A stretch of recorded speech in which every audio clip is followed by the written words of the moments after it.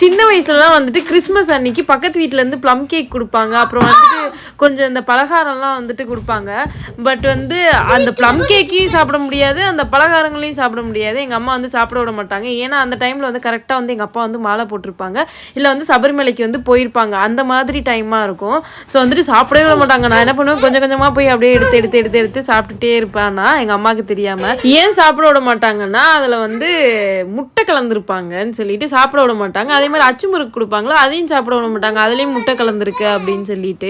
இந்த மாதிரி எவ்வளோ பேர் வந்து குழந்தையில வந்து பண்ணியிருக்கீங்கன்னு சொல்லுங்கள். நான் குழந்தைன்னு இல்லை, எனக்கு தெரிஞ்சு நான் 10th 12th படிக்கையில் வரைக்குமே இந்த வேலையெல்லாம் நான் வந்து பார்த்துருக்கேன்.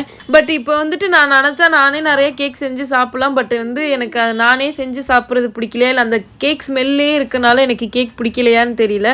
பட் இப்போ வந்து கேக்லாம் வந்துட்டு ரொம்பவே வந்துட்டு அவாய்ட் பண்ணிட்டேன். பட் ப்ரௌனி மட்டும் என்னோட ஆல் டைம் ஃபேவரட். அது மட்டும் வந்து இப்போ வரைக்குமே நல்லாவே சாப்பிடுவேன் நான் செய்கிறத.